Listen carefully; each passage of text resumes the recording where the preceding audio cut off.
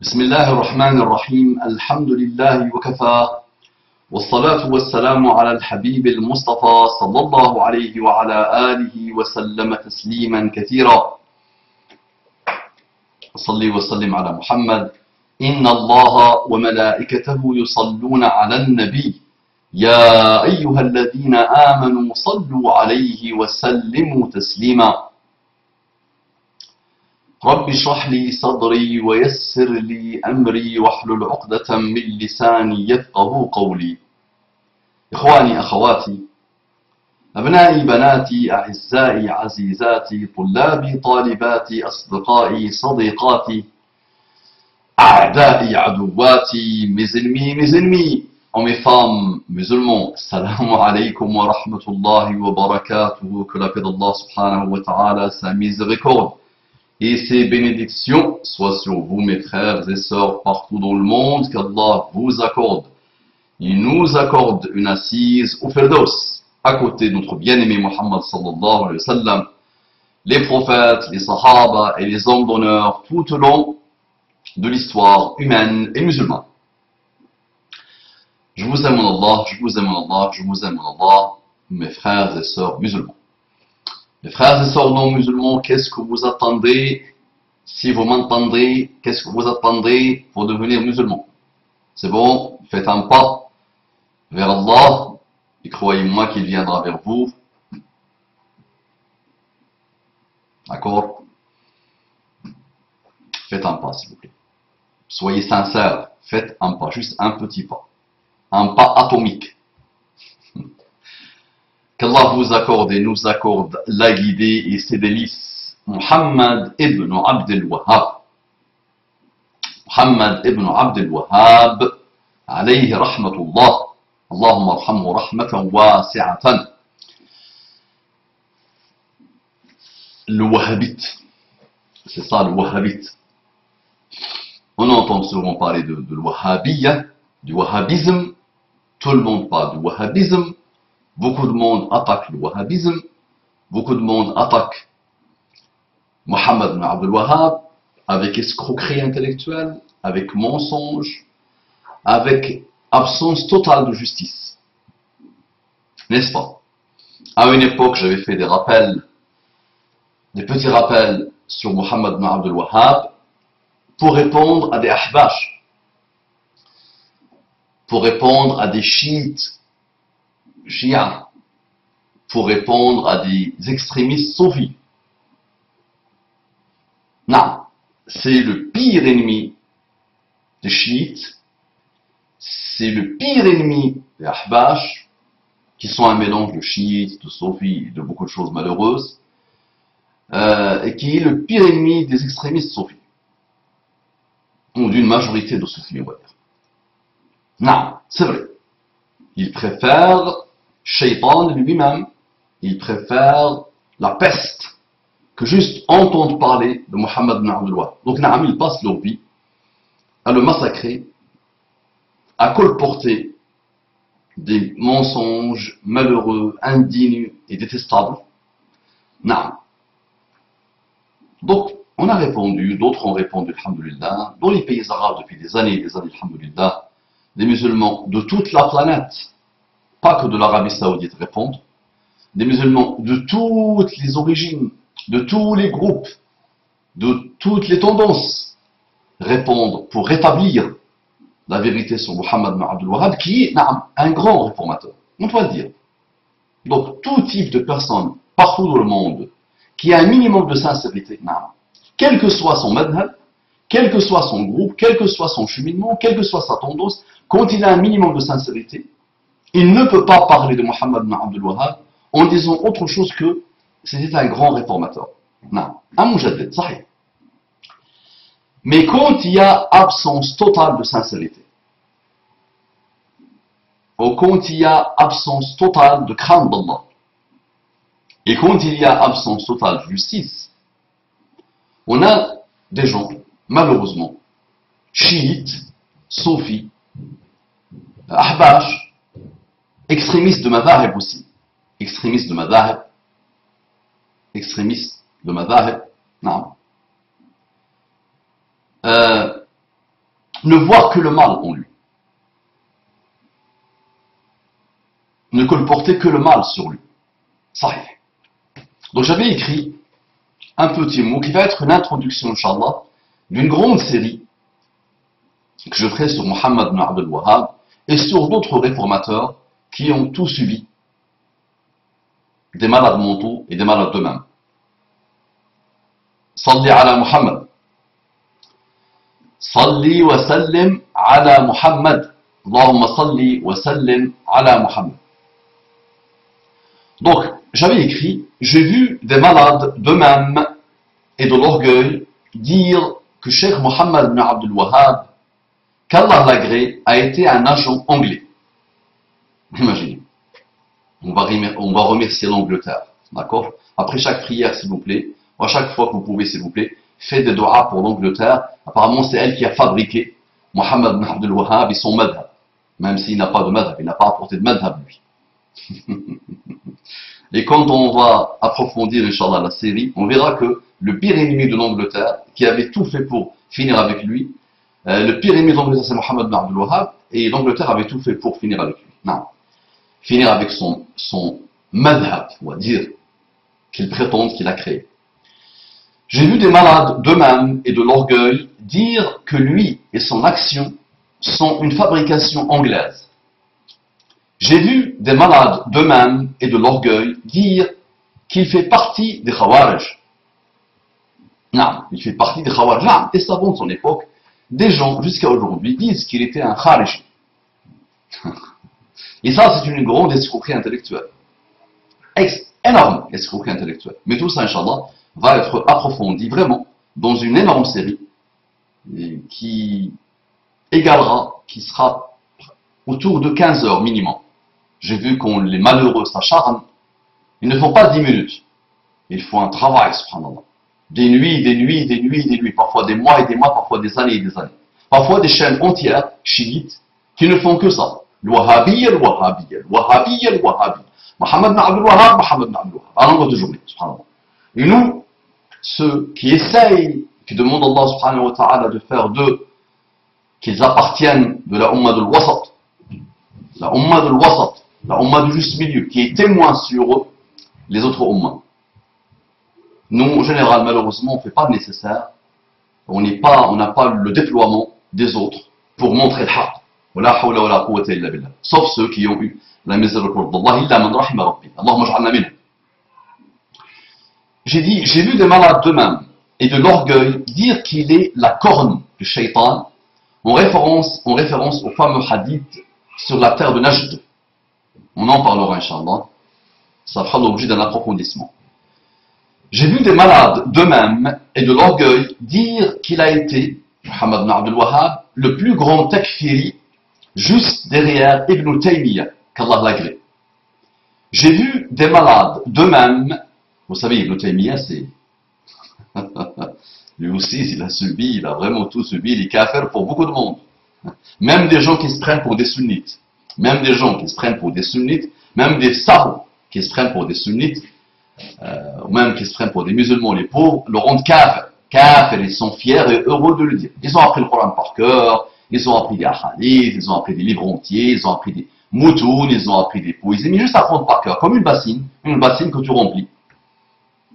Ils disent que c'est kafir. Ibn Taymiyyah, ce n'est pas la peine. Ibn Taymiyyah aussi méritera, Inch'Allah, une quinzaine, une vingtaine d'heures pour montrer ce qu'il a été. Donc, Mohammed ibn Abdul Wahhab, juste derrière Ibn Taymiyyah, est le plus grand takfiri que la terre a connu. Masha'Allah.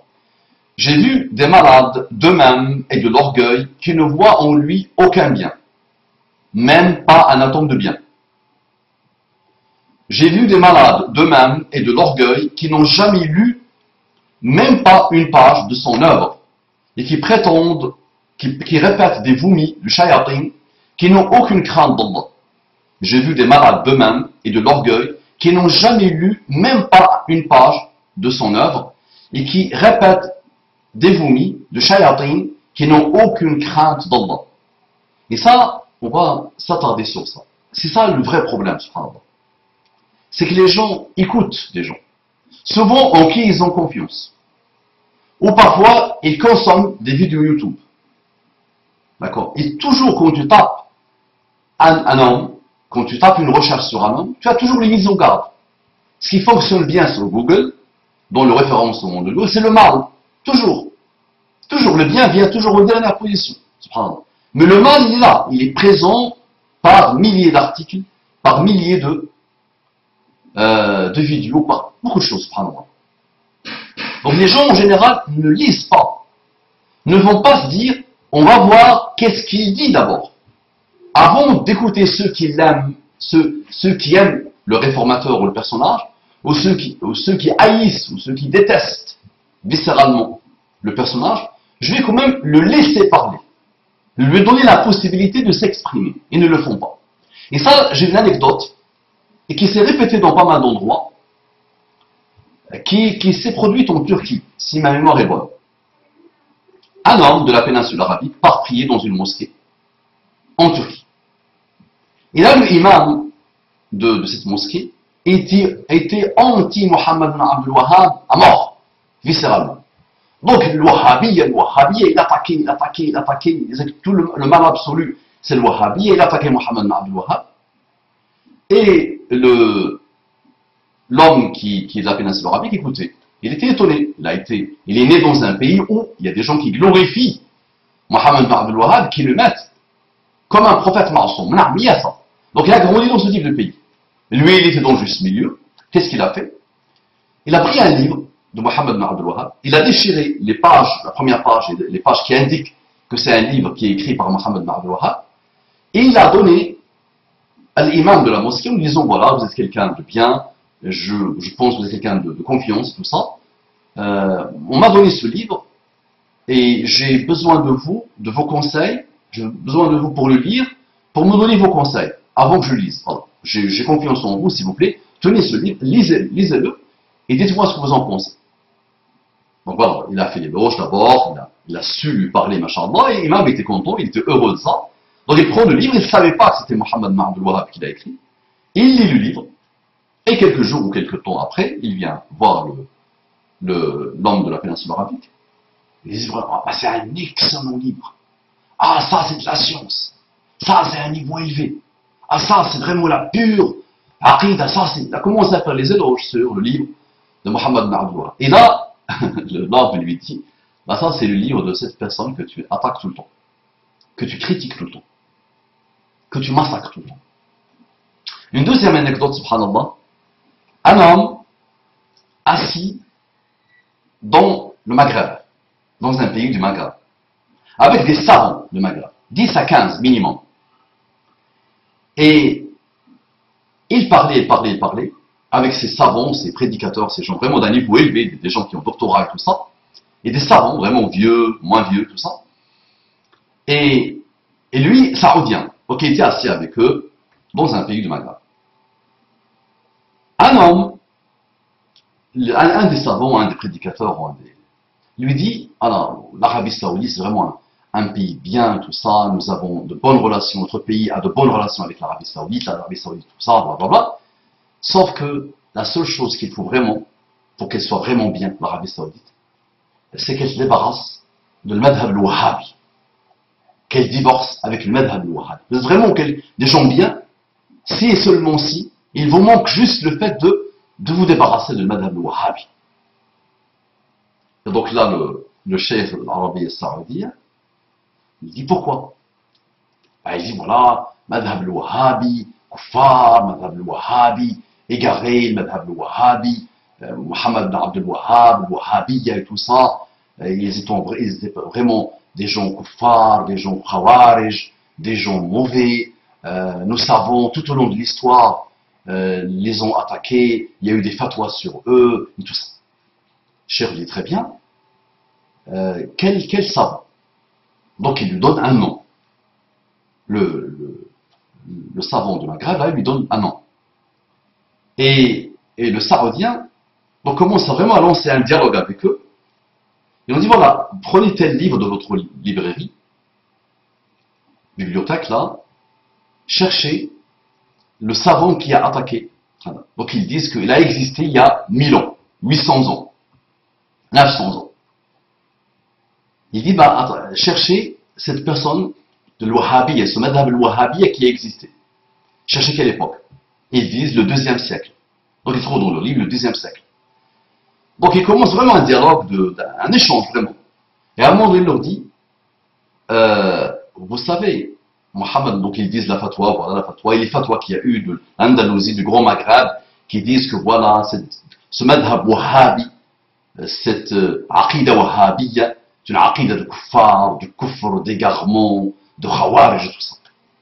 Il leur dit voilà, Mohammed ibn Abdul Wahhab, il est né, comment ce savant va pouvoir attaquer quelqu'un qui est né 800 ans ou 900 ans après lui? Il a hésité étonné, ils n'ont pas compris.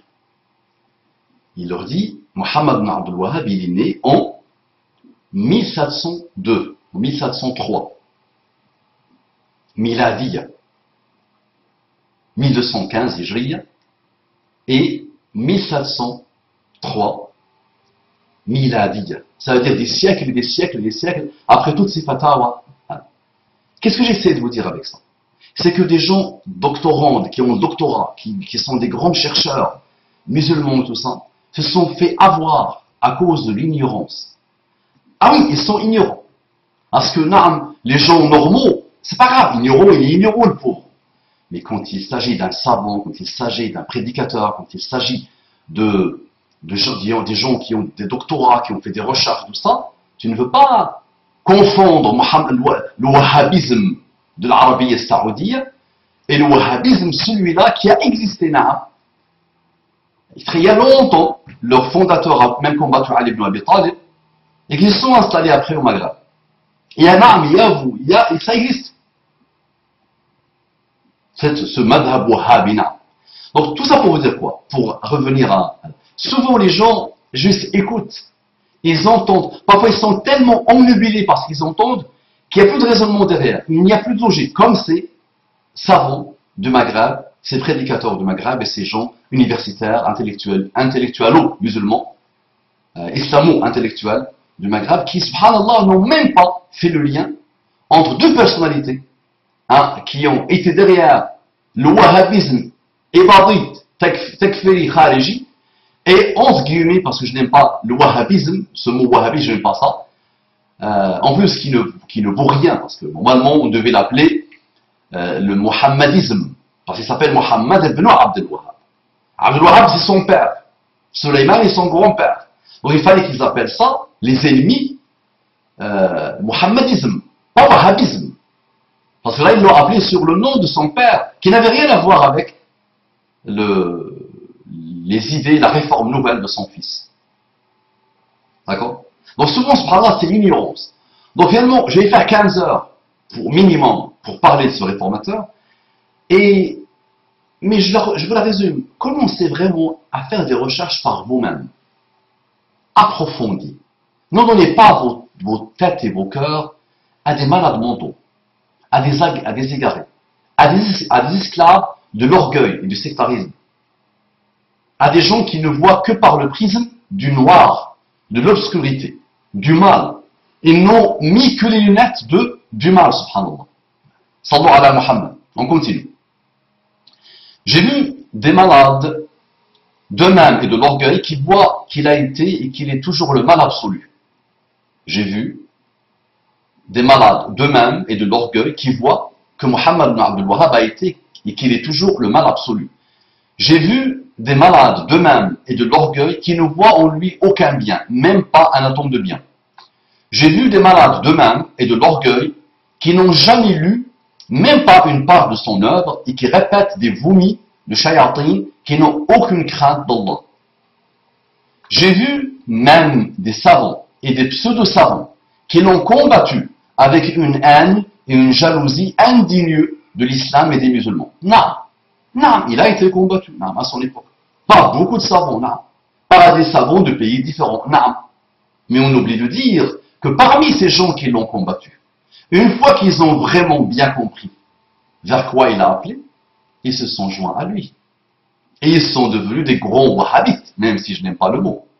Et qui sont partis partout dans le monde, subhanallah, pour parler de cette réforme, qui n'a rien apporté finalement, autre que ce que Muhammad sallallahu alayhi wa sallam a prêcher. Il n'y a pas de taïmisme, wahhabisme, ou hassanisme, ou autre isme. Il n'y a pas. Il y a des réformateurs qui, à un moment donné de la vie de l'islam et des musulmans, il y a eu une déviation et ils sont venus pour rectifier les choses et pour ramener les gens à l'islam pur ou à une forme de compréhension de l'islam. Allahumma salli wa sallim ala Muhammad. J'ai vu aussi, pour l'honnêteté intellectuelle, j'ai vu aussi des malades d'eux-mêmes et du sectarisme le considérer presque comme un prophète ma'soum. Non. Il y a aujourd'hui des gens qui se prétendent de la da'wa de Muhammad ibn Abdul Wahhab, qui est une da'wa authentique, le tawhid, le aqida pur et dur, subhanallah, pur et purifié, et qui sont vraiment dans un sectarisme malheureux. Et quand ils parlent de Muhammad ibn Abdul Wahhab ou Ibn Taymiyyah, c'est vraiment le prophète a parlé, il ne faut plus rien dire. Qui parfois ramène des choses du contexte de Muhammad ibn Abdul Wahhab à notre époque à nous. Et ça ne peut plus fonctionner. Ou des gens qui ne peuvent plus penser par eux-mêmes. Ce sont parfois même des savants. Qui ne peuvent plus innover, qui ne peuvent plus innover dans le bon sens du mot innover, pas l'innovation indétestable. Qui ne peuvent plus réformer. Donc ils se sont enfermés dans quelques ijtihadat de Muhammad ibn Abdul Wahhab ou de Ibn Taymiyyah avant lui. Et c'est vrai, quand ils sortent la parole, c'est même pas la peine de parler. Et ils ne voient le monde que par l'ijtihadat ou la réforme de Muhammad ibn Abdul Wahhab, et ça aussi, c'est pas de juste milieu. Il faut être honnête. Donc j'ai vu aussi des malades d'eux-mêmes et du sectarisme le considérer presque comme un prophète ma'soum. Cheikh Muhammad ibn Abdul Wahhab ne laisse pas indifférent. La moindre des choses. Il ne laisse pas indifférent. Alayhi rahmatullah. Il a vécu son contexte. Naam, il s'est déployé. Et on approfondira, Inch'Allah, pour voir comment, subhanallah, à un moment donné où il aurait pu faire comme les autres et gagner de l'argent, il passait une vie malheureuse et minable, comme un savant de pas mal d'époques, de beaucoup d'époques, même l'époque actuelle, où il a cherché vraiment à réformer la compréhension des musulmans et réformer l'avancement ou l'évolution des musulmans dans sa terre et puis dans le monde. Alayhi rahmatullah. Il a vécu son contexte, il s'est déployé, il a réussi d'excellentes choses. Il a vécu pour le tawhid, pur et authentique. Il a moins réussi aussi. Il a semé la graine de l'unification d'une terre sacrée, mais divisée, jusqu'au bout du bout. Cette terre, quand il est arrivé lui, c'était des petits quartiers, des petits villages de Najd, et sur chaque village, ou sur chaque moitié de village, il y avait un prince, un cheikh, un prince, un shérif. C'était ça, divisé à mort. Il a réussi à semer la graine de l'unification de la péninsule arabique. Et s'il n'y avait que ça, s'il n'y avait que ça, on doit le remercier jusqu'à la fin des temps. Mais il a fait de belles choses, il a fait des choses que, on peut même dire presque impossibles à son époque. Alayhi rahmatullah. Il a semé la graine de l'unification d'une terre sacrée, mais divisée jusqu'au bout du bout. Et nous devons, au moins, reconnaître ces réalisations presque impossibles dans le contexte de son époque. Et nous devons au moins reconnaître ces réalisations presque impossibles dans le contexte de son époque. Cheikh Muhammad ibn Abdul Wahhab a commis des fautes, naam, sahih, comme tous les humains, comme tous les savants, comme tous les gens sur terre, autres que Muhammad sallallahu alayhi wa sallam al-ma'soum et les prophètes. Il n'y a pas d'asma à un humain. Il n'y a pas. Cheikh Muhammad ibn Abdul Wahhab a commis des fautes, comme tous les humains. Mais il ne faut pas les gonfler à l'infini, tout en occultant ses réussites et son action. Ses réussites et son action, et les choses qu'il a essayé d'apporter, et les réformes qu'il a fait, et les actions qu'il a menées.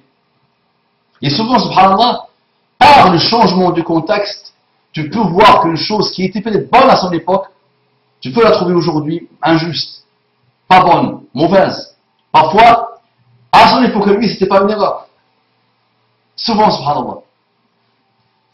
Cheikh Mohammed ibn Abdul Wahhab a commis des fautes comme tous les humains, mais il ne faut pas les gonfler à l'infini, tout en occultant ses réussites et son action. Il ne faut pas voir Cheikh Mohammed ibn Abdul Wahhab avec un prisme et des lunettes de notre contexte à nous, en oubliant son contexte à lui. S'il vous plaît. S'il vous plaît. Il ne faut pas voir Cheikh Mohammed ibn Abdul Wahhab avec un prisme et des lunettes de notre contexte à nous, en oubliant son contexte à lui. Allah est témoin que j'aime ce grand homme de l'islam et de l'humanité, et je me rapproche d'Allah par son amour. Allah est témoin que j'aime ce grand homme de l'islam et de l'humanité, et je me rapproche d'Allah par son amour. J'avais fait dans le passé des petits rappels sur cette montagne de science sincère et de réforme, mais je pense que ce n'était pas suffisant quand je vois l'acharnement des sectaires haineux contre lui. Je vous informe que je suis en préparation d'une grande série, plus de 15 heures, Inch'Allah, d'une grande série, et de beaucoup de rappels sur cet homme qui a vécu toute sa vie pour une cause juste. 2 points. L'amour d'Allah. L'amour d'Allah. De son prophète. L'amour du Coran. L'amour de la Sunna. Et l'amour de la religion authentique. L'amour de la aqida filtrée. L'amour de la aqida authentique. L'amour du tawhid authentique. Qu'Allah agrée ce grand homme de l'islam et de l'humanité, qu'Allah agrée cet homme détesté viscéralement et combattu par les extrémistes chiites, les extrémistes soufis et par les injustes et extrémistes de tous bords. Ça peut être les athées, les laïcars, les extrémistes des madahib. Non, mais il y a encore malheureusement des séquelles, il y a encore malheureusement des traces de gens extrémistes de leur madhab. Non, mais il y a des gens qui veulent ressortir les malheurs du passé, quand des villes et des villages étaient rasés entièrement à cause des guéguerres des madahib. Non, mais il y a eu ça. Il y a eu les guéguerres des madahib. Non. Il y a eu des guerres, il y a eu du sang qui a coulé. Et il y a des gens aujourd'hui qui veulent ressortir ça, subhanallah.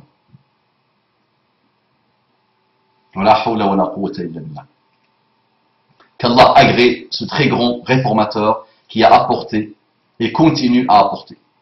Maintenant, puisque je vous ai dit dès le départ que finalement la synthèse de tout ce que beaucoup de monde ont dit sur Mohammed ibn Abdul Wahhab, et toutes les centaines et les centaines et les centaines de livres qui ont été écrits sur lui, des grands pavés en plus,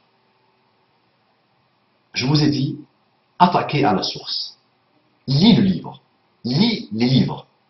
Prends le livre Tawhid, le plus connu, le plus célèbre. Lis juste le sommaire. Et tu vas être étonné. Ah, ça, il appelle à ça. Le Coran a appelé à ça. Muhammad sallallahu alayhi wa sallam a appelé à ça. Il a appelé à ça. Coran, à chaque fois que tu vas lire une phrase, un titre du sommaire, subhanallah. Mais tout le livre, c'est de la pureté totale. Le Coran a appelé à ça. Les prophètes ont appelé à ça. Muhammad sallallahu alayhi wa sallam a appelé à ça tawhid pur et purifié et filtré. Juste les titres. Imagine si tu prends le temps nécessaire pour lire le livre et pour lire les exégèses du livre et pour voir qu'il a réussi une merveille, Mohammed ibn Abdul Wahhab. Tawhid, aqida, pas besoin de doctorat, d'être un savant. Non, pas besoin de ça. Ça a été la demande qu'Allah a demandé à toute l'humanité. Donc, quel que soit le niveau de la personne, même un analphabète, il peut comprendre le livre de Tawhid simplifié. Il a voulu lui dire simple Tawhid. Pas besoin, il ne peut pas demander aux gens d'être muwahhidoun et permettre à des gens de comprendre et d'autres à ne pas comprendre. Quel que soit ton niveau, avec la fitra qu'Allah a mis en toi, et avec un minimum de sincérité que tu as en toi, tu peux comprendre cette relation que tu dois avoir avec Allah subhanahu wa ta'ala, pure et purifiée, qui est tawhid sincère. Donc, je vous demandais de lire finalement l'œuvre. Toujours, n'importe quelle que soit la personne. Moi, j'ai Theodor Herzl, le fondateur du sionisme politique. J'ai étudié dans une grande école d'ingénieurs. Et j'avais choisi de faire un travail sur lui. Vous avez pensé que je suis parti écouter les musulmans parler de Theodor Herzl, mais quoi qu'ils disent, ça ne peut pas être objectif. Vous pensez que je suis parti voir ce que disent les adorateurs, ceux qui vénèrent Theodor Herzl? Non, on prend d'abord ce qu'il est. Quelle est sa biographie? Qu'est-ce qu'il a fait? Qu'est-ce qu'il a dit? Qu'est-ce qu'il a écrit? Les voyages qu'il a fait, le déploiement qu'il a eu. Ensuite, on étudie ceux qui ont commenté, ceux qui l'aiment et qui ont commenté. On étudie ceux qui sont ni de l'un ni de l'autre, des gens objectifs. On étudie tout le monde et là, on a une synthèse. Même Theodor Herzl, un athée qui n'a rien à voir avec le judaïsme, qui a apporté le plus grand mensonge que les juifs payent aujourd'hui, que les musulmans payent aujourd'hui, que les chrétiens payent aujourd'hui et que le monde paye aujourd'hui. Le sunnisme politique. Ça, c'est un kafir. Et on doit être honnête quand on l'étudie, quand on l'apprivoise. Imaginez Mohammed ibn Abdul Wahhab. Donc on va le laisser se présenter. Bismillah. Écoutez Mohammed ibn Abdul Wahhab, ce qu'il dit. Écoutez. Les gens sont partis voir l'image. Vois ce qu'il, parce que tu ne connais pas arabe, malheureusement. Enfin, je vais te traduire, Inch'Allah. Bismillah. Et il dit Mohammed ibn Abdul Wahhab, donc, ce qu'il dit de lui-même, لست ولله الحمد أدعو إلى مذهب صوفي. Je fais les louanges d'Allah, par la grâce d'Allah, alhamdulillah, je ne suis pas quelqu'un qui appelle à un madhab soufi, un madhab d'un soufi. Je n'appelle pas les gens à un madhab d'un soufi. Non. Je n'appelle pas les gens à un madhab fondé par un faqih, d'un faqih. Non. أو متكلم, un philosophe. أو إمام من الأئمة. Je n'appelle pas les gens à un madhab d'un imam من الأئمة الذين أعظمهم. Donc je n'appelle pas les gens à un madhab d'un grand imam que j'aime, que j'apprécie, que je respecte, qui est un homme honorable pour moi, qui a vraiment de l'importance pour moi, que je suis vraiment, qui est un modèle pour moi. Je n'appelle pas les gens même à un madhab d'un imam exemplaire pour moi, comme Ibn al-Qayyim. Donc il n'appelle même pas les gens à un madhab d'un grand homme comme Ibn al-Qayyim, ou al-Dhahabi, ou Ibn Kathir, ou غيره. Je n'appelle pas les gens à ça, ou à d'autres, à un madhab d'un grand homme. Non. بل أدعو إلى الله وحده. J'appelle les gens à Allah وحده. Il appelle les gens, il invite l'humanité à Allah, à adorer Allah subhanahu wa ta'ala. La sharika lahu, qui n'a pas d'associé. وأدعو إلى سنة رسول الله صلى الله عليه وسلم. Et j'appelle à la sunna de Muhammad صلى الله عليه وسلم التي أوصى بها أول أمته وآخره. Qu'il a recommandé, à qui il a invité, vers laquelle il a invité qui? Qu'il a recommandé à qui? Aux gens, les débuts de sa umma, les gens de la umma du début, ceux qui étaient avec lui, les sahaba, ou akhirahum, les derniers. Ça veut dire qu'il a invité depuis Muhammad sallallahu alayhi wa sallam, il a recommandé Allah, le Coran, la sunna, à tout le monde, jusqu'à la fin des temps. وأرجو أن لا أرد الحق إذا أتاني. Écoutez comment il parle, mashallah. Regardez, est-ce qu'il est sectaire? Regardez ce qu'il dit. وأرجو أن لا أرد الحق إذا أتاني. J'espère. Je demande à Allah subhanahu wa ta'ala. Je souhaite, j'espère, je veux vraiment ne pas refuser le haqq quand il vient à moi. Si le haqq vient à moi, je le prends. Si tu me ramènes ton dalil et je vois que c'est le haqq, je le prends, je ne le refuse pas. La arudduhu. Bal ushhidu Allah. Mais je prends Allah comme témoin. Wa malaikatahu, et les anges. Wa jami'a khalqihi, et toutes ces créatures. Toutes ces créatures, je les prends comme témoins. إن أتانا منكم كلمة من الحق لأقبلها على الرأس والعين. Si il vient à nous, de vous, une parole de haqq, je l'accepterai. Vraiment, je m'attacherai à elle, je l'accepterai. Je la mettrai sur ma tête et je la mettrai dans mes yeux. C'est-à-dire, si vous me ramenez le haqq, je le prends. Je ne suis pas quelqu'un de sectaire. Je ne refuse pas le haqq. Vous avez déjà entendu un sectaire parler comme ça? Cherchez les secteurs. Même les pseudo-savants sectaires. Même les pseudo-prédicateurs suffisants. qui se suffisent à eux-mêmes et qui sont orgueilleux, qui sont sectaires, malheureux. Wala hawla wala quwwata illa billah. بل أشهد الله وملائكته وجميع خلقه إن أتانا منكم كلمة من الحق لأقبلها على الرأس والعين ولأضربن الجدار بكل ما خالفها من أقوال أئمتي. Et je jetterai contre le mur tout ce qui diverge avec cette kalima des paroles de mes a'imma, de mes imams, comme Ibn al-Qayyim, Ibn Taymiyyah et les autres. Ça veut dire une parole de Ibn al-Qayyim qui diverge de ta parole à toi, d'accord, qui contredit ta parole à toi. Le moment où je vois et le moment où tu me ramènes dalil que ta parole est une parole de haqq, je la jette, même si elle a été dite ou elle a été écrite par Ibn al-Qayyim ou par Ibn Taymiyyah ou par d'autres, fondateurs de Madhahib ou autres, ou réformateurs ou savants ou autres. Hasha, Rasulullah sallallahu alayhi wa sallam, فإنه لا يقول إلا الحق.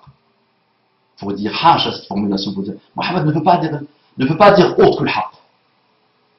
Il est inconcevable, il est indigne de dire ou de prétendre ou de penser que Mohammed sallallahu alayhi wa sallam peut dire autre chose que le haqq.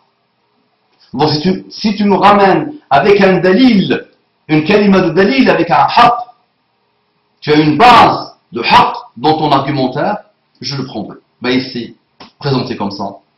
Il a beaucoup échangé, donc on approfondira, Inch'Allah, il a beaucoup échangé avec des savants, avec des gens, avec des... Partout, subhanallah. Et à chaque fois que la personne en face qui lit ses argumentaires, il leur a dit, ils ont dit de moi, ils ont dit de moi, ils ont dit de moi, ils ont dit de moi, ils ont dit... Il a listé tout ce que ses ennemis politiques, ses ennemis pseudo-savants, ou ses ennemis savants qui étaient jaloux de lui, ou qui n'avaient pas peut-être compris sa da'wah, ont dit de lui. Il disait, subhanakallah, inna hadha buhtan azim. Il disait que c'est un buhtan, c'est du mensonge, c'est de la calomnie. Donc écoute-le quand il se présente, lis ses livres d'abord. Et c'est pas que Mohammed ibn Abdul Wahhab, n'importe quelle personnalité. Actuellement, nous vivons dans une époque où le savant aujourd'hui, il est respecté, le soir il est haï, et le lendemain on le rend kafir. Et des savants toute la journée, on regardait juste méditer juste sur ce qui s'est passé avec la fitna de la Syrie. Les savants s'entretuent, il n'y a pas d'union, même des savants. Chacun raconte des choses. Sur une même fitna, on peut dire, ils ont évolué dans leur fatwa, ils ont vu mafasid, ils ont vu masalih, ils ont vu des choses, et après non, tu peux dire il y a une évolution. L'imam, l'alim, peut évoluer. Mais là, tu vois des choses qui n'ont ni queue ni tête, où les savants s'entretuent à longueur de journée, où les suiveurs, subhanallah, ne savent plus qui entendre, qui écouter, subhanallah. Imagine cette époque. Imagine des choses qui sont produites. Il est né, on a dit, en 1702, 1703. Il y a plus de 300 ans. Ça marche? Donc je vous annonce, Inch'Allah, l'arrivée d'une série qui montrera au monde que Mohammed ibn Abdul Wahhab n'a pas fait autre chose que d'appeler le monde à l'islam pur. Quand on étudie même les contemporains, même ceux qui ne pensent pas totalement dans tous les domaines de la vie comme Mohammed ibn Abdul Wahhab, ou ceux qui se définissent comme lui, ou de sa da'wah, même ceux-là, subhanallah, ils ont fait des éloges. Tu peux écouter des savants, on va dire, entre parenthèses, de l'ikhwan. Tu peux entendre des savants de Jama'at Tabligh. Tu peux entendre des savants de partout. Partout. Des laïcars, des athées. Mais quand ils sont honnêtes, subhanallah, même des non-musulmans. Il y a eu des livres écrits par des non-musulmans qui parlent, subhanallah, de l'époque avant l'arrivée de Mohammed ibn Abdul Wahhab et de ce qu'il a apporté. Et quand tu vois des gens, subhanallah, qui prétendent être Ahl Sunnah wal Jama'a, quand tu entends des gens qui prétendent être de Ahl Sunnah wal Jama'a, quand les chiites le font, vous connaissez les chiites, ils ont attaqué les sahaba, qu'est-ce que tu veux?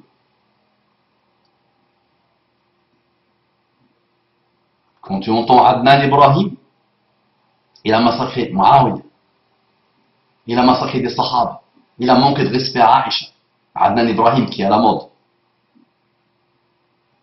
Il massacre les savants, pas de problème. Je dis, ok, ça c'est Adnan Ibrahim, il a complètement perdu la tête, subhanallah. Il a complètement fait un pacte avec son shaitan, qu'Allah le guide. Et tu ne sais même pas Est-ce qu'il est chiite? Est-ce qu'il est batinite? Est-ce qu'il est ibadite? Est-ce qu'il est sunni? Il prétend être un sunni. Adnan Ibrahim.